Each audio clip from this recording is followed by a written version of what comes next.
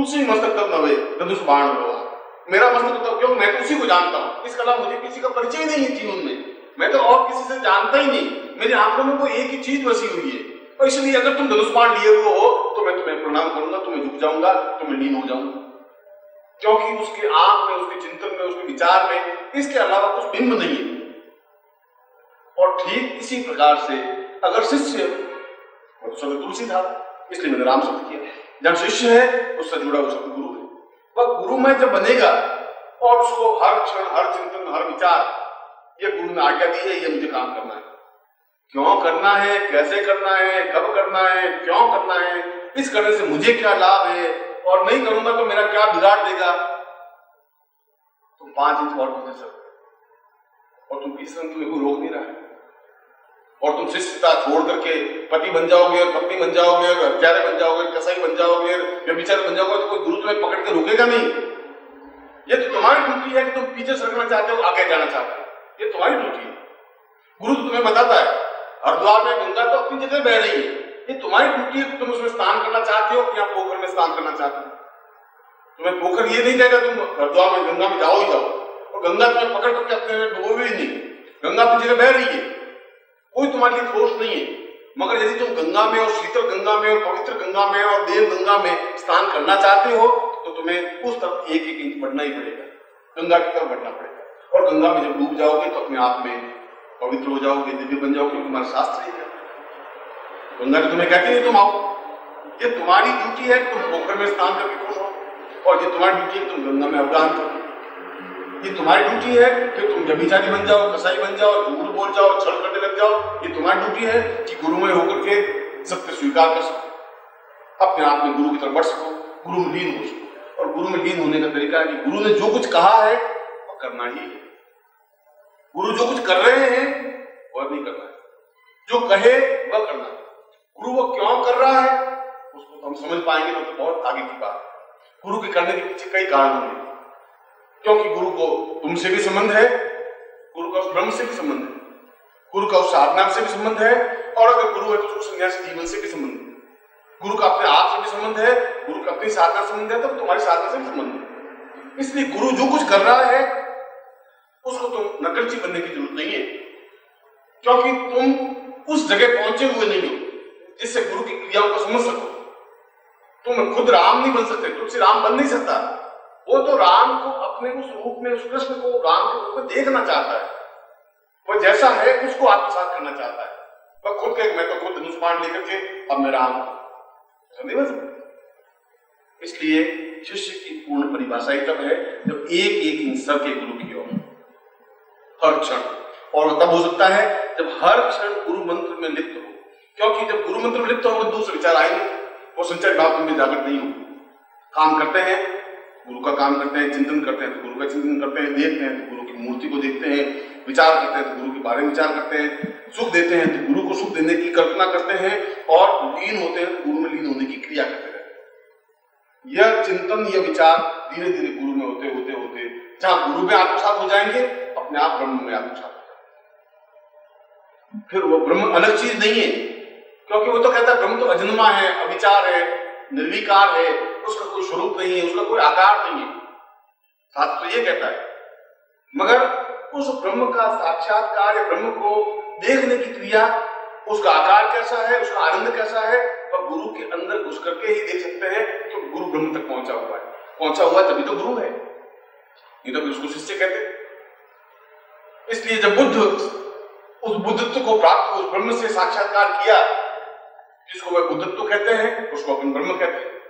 जब बुद्ध से साक्षात्कार बुद्ध ने किया उससे, तब अपने आप में उसके चेहरे पर तेज था, एक गुरुपद था, एक बुद्धत्व था, उसके चिंतन, उसका विचारधारा बहुत ऊंचाई पर थी। मगर वह जब बुद्धत्व को प्राप्त करके, उस ज्ञान को ब्रह्म से साक्षात्कार करके और स्वयं ब्रह्म होकर के, और वही धोती और वही कुर्ता पहने हुए, और जब अपनी पत्नी यशोधरा के सामने वापस जाते हैं तो यशोधरा कहती है कि आप मेरे पति हैं, दुबले हो गए हैं, मगर फिर भी कितने सुंदर हैं, आप आए तो मेरे प्राणों को प्रसन्नता हुई है, आप आइए अंदर बैठिए, मैं आपको खाना खिलाना चाहती हूँ, मैं आपको पंखा जलना चाहती हूँ, इतने साल बाद आए हो, मुझे ऐसा, तुम्हारे जैसा पति इस जीवन में मिल नहीं सकता। वह पति के रूप में देख रही है, वो कह रहा है कि तुम कौन, और भिक्षान दे। मैं तो भिक्षुक हूं, मैं तुम्हारा पति नहीं हूं, मैं बौद्ध हूं, बुद्ध हूं, मैं भिक्षा के लिए आया हूं, मुझे भिक्षा दे। नहीं देती हो, उसकी आंख में भी पत्नी में भाव नहीं है, आंख भी झपकती नहीं है, आंख में एक क्षण भी ये नहीं आता कि ये यशोधरा है, ये मेरी पत्नी है, नहीं आता, क्योंकि वो ब्रह्म है। यशोधरा ब्रह्म नहीं है, यशोधरा उसको पति रूप में देख रही है। इसलिए वो ब्रह्म अगर है भी बुद्ध तो उसके भी एक धोती कुर्ता ही पहना हुआ है। अब हम उसको धोती कुर्ते से पहचान करें तब तो फिर वो सिद्धार्थ है, फिर वो बुद्ध नहीं है। मगर जब हम उसके अंदर पहुंचेंगे तब उसका बुद्धत्व दिखाई देगा। वह बुद्धत्व जो संसार के कई देशों में व्याप्त है, एक अकेले व्यक्ति के चिंतन को आज चीन, आज जापान एहसास करता है। हजारों गोम्पाएं, हजारों बुद्ध मंदिर बने हुए, उनको एहसास करता है कि उनका ज्ञान, उसका चिंतन यशोधरा नहीं पहचान पाई, मगर जब हम ज्ञान के माध्यम से देखना चाहते हैं पहचान पाए। इसलिए गुरु को तुम धोती कुर्ते से पहचान सकोगे नहीं पहचान सकोगे, उसके क्रियाकलाप से पहचानना चाहो तभी नहीं पहचान सकोगे। और भिक्षा मांगने आएगा तभी तुम पहचान नहीं सकोगे। तुम पहचान सकोगे उस रास्ते से बढ़ करके, उसके अंदर लीन होकर के। और जब तुम गुरुमय हो सकोगे और जब यशोधरा बुद्धमय हो सके तो वो बुद्ध को पहचान सकती। वो बुद्धमय हुई नहीं, बुद्ध को पहचान नहीं सकी। अपने पति को तो पहचान सकी, बुद्ध को नहीं पहचान सकी। और हो सकता है तुम गुरु को नहीं पहचान सको, जीवन भर ऐसा हो सकता है। और तुम पहचान सको 4 महीने के अंदर, 6 महीने के अंदर, जिस समय तुम्हारे उस गुरुमय होने की स्टेज आएगी। और जब गुरुमय होने की स्टेज आएगी तो तुम गलती नहीं कर सकते। जो तुमने कहा गलती कर दे तो क्या पश्चाताप, फिर जब गुरुमय होंगे तो गलती हो ही नहीं सकती, क्योंकि जो गुरु ने आज्ञा दी वह करना है। जो गुरु कर रहे हैं वो मुझे नहीं करना है। गुरु तो आराम से लेटे हुए हैं, मैं भी अब लेटूं, और गुरु अब कूद रहे हैं, मैं भी कूदूंगा, और गुरु दीवार पर चढ़े तब मैं भी गुरु पर चढ़ूंगा। गुरु कहे वह करना है, तो गुरु को मालूम है कि तुम्हें किस इंच, किस रास्ते पर पहुंचाना है। इसलिए गलती तो शिष्य से हो ही नहीं सकती, होती है तो संचारी भाव से होती है। शिष्य अगर गुरुमय है तो उसका 24 घंटे का चिंतन, 24 घंटे का क्षण और प्रत्येक विचार गुरुमय है। वह इसमें भी गुरु ही दिखाई देगा, उसको भुवनेश्वर दिखाई नहीं देगी। उसको दिखा गुरु क्या आज गुरु मिलता है, ये भाव बन जाए। और ये गुलाब का उसको गुलाब का पुष्प दिखाई नहीं दे, ये आकाश उसको आकाश दिखाई नहीं दे, उसको अपने आप में। और यह स्टेज शिष्य की आना, शिष्य की पूर्णता है। यदि पूर्णता प्राप्त करने का आनंद प्राप्त करना चाहो, और नहीं तो जो तुम जीवन नारकीय जीवन जी रहे हो, इसमें तो सैकड़ों लोग जी रहे हैं, कौन सी बात है। ये तो मृत्यु की ओर जा ही रहा है। तुम्हें कोई हाथ करके नहीं कह रहा तुम उस आनंद को प्राप्त करो। उस अद्वितीय आनंद को प्राप्त तो बिल्ले कर सकते हैं, साधारण आदमी उस आनंद को प्राप्त नहीं कर। साधारण आदमी तो एक साधारण जीवन जी सकता है, साधारण आदमी तो बच्चे पैदा कर सकता है, उसके लिए कोई स्कूल में ट्रेनिंग की जरूरत नहीं है। किसी स्कूल में ये नहीं सिखाया जाता कि सेक्स कैसे होता है, पत्नी क्या होती है, पति क्या होता है, बच्चे पैदा होते हैं कैसे होते हैं। ये तो आज किसी स्कूल में, किसी मार्क्स में किसी को सिखाया नहीं। ये तो शायद स्वाभाविक क्रिया है, मगर वह सप्रयास क्रिया है, क्योंकि वह पूर्णता है। और पूर्णता का आनंद बिरले ले सकते हैं, और जो बिरले हैं वे जीवन में श्रेष्ठ हैं। इसलिए 2500 वर्षों बाद ये बुद्ध को याद करते हैं। बुद्ध के पिता का नाम तो हमें याद नहीं, बुद्ध के बेटे का नाम भी हमें याद नहीं है, बुद्ध के दादा का नाम भी हमें याद नहीं। वो तो क्योंकि वो मृत्यु के रास्ते पर थे, उनको कोई याद नहीं करता। बुद्ध को याद करते हैं क्योंकि वो बिरला था। और तुम भी बुद्ध बन सकते हो, तुम भी बिरले बन सकते हो। अगर वो राजकुमार तुमसे ज्यादा शौकीन, तुमसे ज्यादा ऐश आराम, तुमसे ज्यादा भोग विलास करने वाला अगर बुद्ध बन सकता है, तुम बन सकते हो। क्योंकि वो एक एक इंच उस ब्रह्म की ओर सरका। क्योंकि बुद्ध भी अपने गुरु के पास ही रहे, गुरु के कहने के अनुसार किया, गुरु जो कहते रहे वो करता रहा, और तपस्या भी उन्हीं के माध्यम से की, और खुद बुद्धमय बन सके। इसलिए जीवन का चिंतन, जीवन की विचारधारा, जीवन का आनंद, जीवन की श्रेष्ठता बिरले होने में। समान भीड़ में अगर तुम खड़े हो, कोई आनंद नहीं है, उसमें कोई मजा नहीं है, तो कल मर जाओगे। कल मर जाओगे, तुम्हारे घर दूसरा पैदा हो जाएगा, फिर तीसरा पैदा हो जाएगा। मुझे तो ये भी मालूम नहीं कि मेरे गली में 15-20 लोग थे, वो मर गए, मुझे पता ही नहीं कि 2 साल पहले कौन मरा था, और 5 साल पहले इस गली में कौन मरा, मुझे मालूम नहीं। घर वालों को भी याद नहीं रहता, पड़ोसी को ध्यान नहीं रहता। और तुम भी मर जाओगे तो कोई याद रखेगा नहीं। 4 समय तुम्हारी पत्नी रोएगी, 4 समय तुम्हारे बच्चे रोएंगे, उसके बाद फिर शादी किसी की होगी, पत्नी भी हंसेगी, खाना खाएगी, बच्चे भी रोएंगे, खाना खाएंगे, श्राद्ध के दिन तुम्हें याद करेगा। यह जीवन मृत्यु की ओर जाने वाला है। इसमें कोई बहुत स्पेशलिटी नहीं है, यह तो स्वाभाविक क्रिया है। इसके लिए स्कूल में ट्रेनिंग की जरूरत नहीं है, इसके लिए गुरु बनाने की जरूरत नहीं है। ये वासनाएं हैं, ये जीवन के छल है, ये जीवन का एक भोग है, जीवन का आनंद नहीं है। आनंद का मतलब है जहां अन्य कुछ चीज है वो अपने आप में एक अद्भुत क्रिया है, श्रेष्ठतम क्रिया है, उसका स्वाद, उसकी श्रेष्ठता तो वहां पहुंचने पर ही प्राप्त हो। जब पहुंचेंगे ही नहीं कि इंग्लैंड में विलिंगडन स्ट्रीट में क्या आनंद है, तुम जो इंग्लैंड जाओगे नहीं तो विलिंगडन स्ट्रीट को देख नहीं सकते। जब देख नहीं सकते उसका आनंद ले नहीं सकते। अमेरिका का मियामी समुद्र किनारा बिल्कुल नेक्ड है और कैसा है तुम देख नहीं सकते।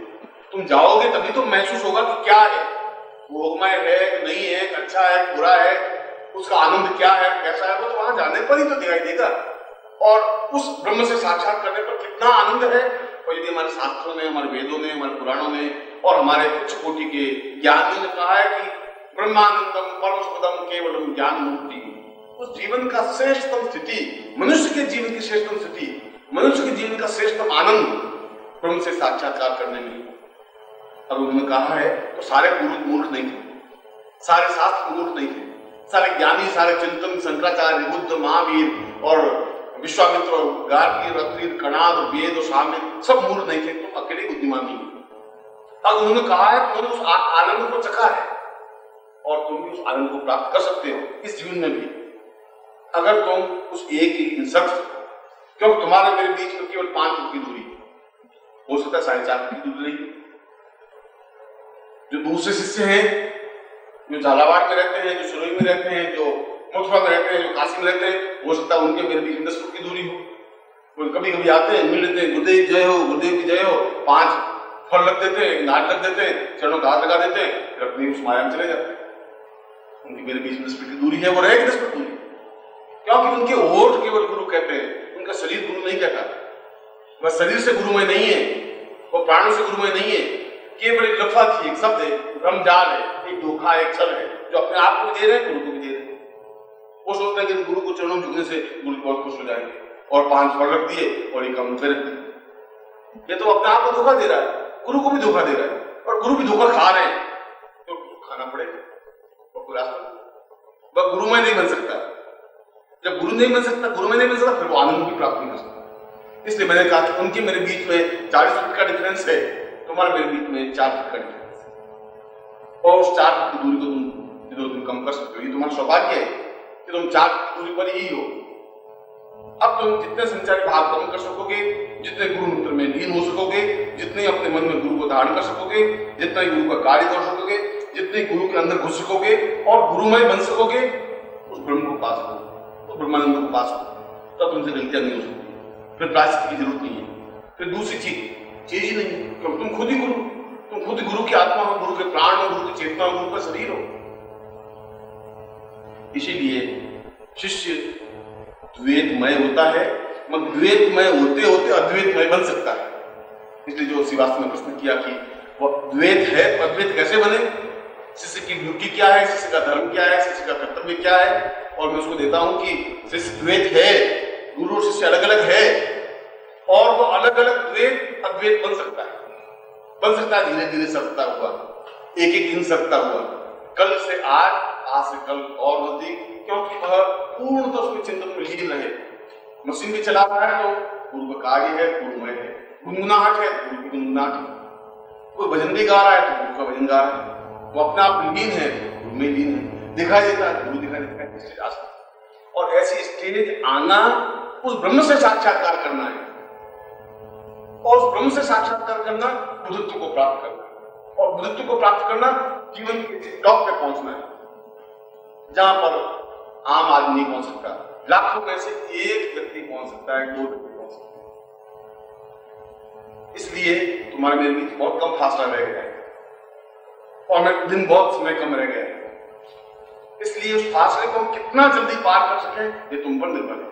ये संचारी भाव तो जागृत होंगे ही, तुम नहीं गाओगे तो पास पड़ोस वाला फिल्मी गाने गाएगा, तुम उस संचारी भावों को तोड़ नहीं सकते, मगर यदि तुम बिल्कुल